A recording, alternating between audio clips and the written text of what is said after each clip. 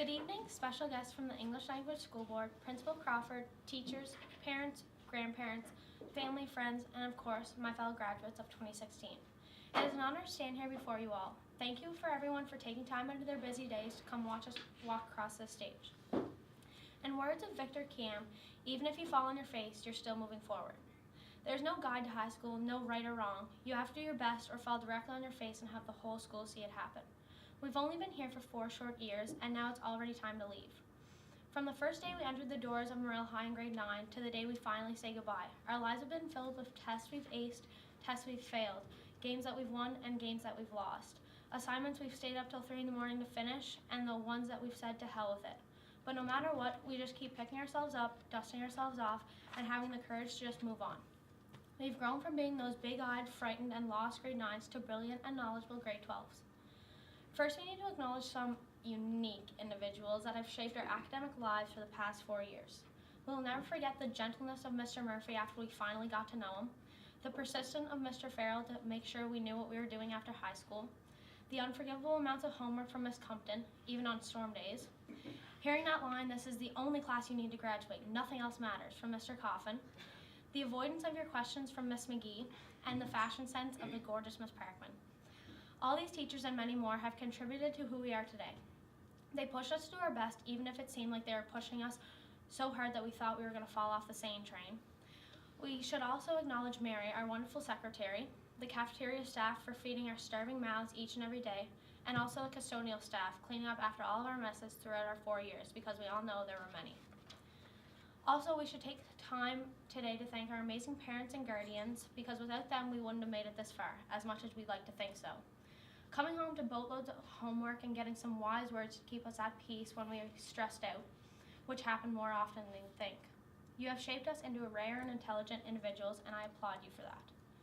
This is it, folks. 12 years, 144 months, 4,380 days for this. We've been waiting for this exact day for 12 years, and now it's the scariest thing we can think of.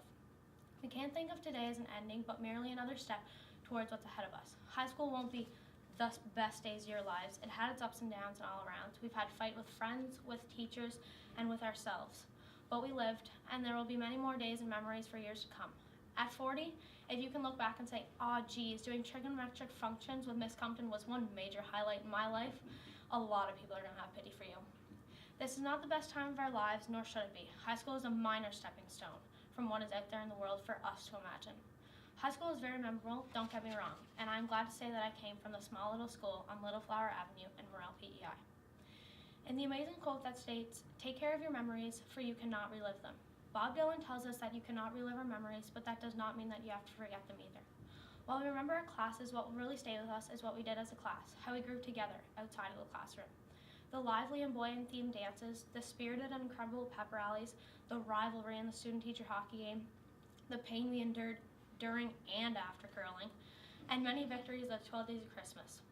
Along with all the clubs and teams we've been a part of, whether it was SAVE, Student Council, sports teams, book club, and Civic, we will cherish memories that we have with each and every group.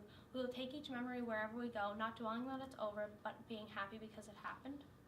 We used to measure our time here at Morel High in class periods, counting down the days to eventual freedom. As the days and weeks passed, we measured it in semesters and later in years. As we moved from being those minor niners, terrified out of our pants, to getting in the way, to grade 10s, the middle child, thinking that we had it all figured out. By the time we reached grade 11, knowing that we can attain all goals after taking biology, physics, math, and chemistry in one semester, however, we were overly confident that we were prepared to take over that grade 12 lean, and we couldn't wait to rule the school. And here we stand. Time for us to retire and pass our crowns down to the next class up. Now I measure my time here in a different way. I measure it in all the friendships we made and all the fun that we've had together. And now for the last few words I have for my fellow graduates. Know that there's no perfect straight line from your seat to where you're going and what you will be doing. And don't try and draw that line, because you might miss some moments and chances that you'll never get back. I have no doubt in my mind that you will stumble wherever you go in life, but what I do know is none of you will let it keep you down. I'm so proud to say that I'm a Maryland and I'm a part of this class. But finally, congratulations, grad class of 2016. We did it.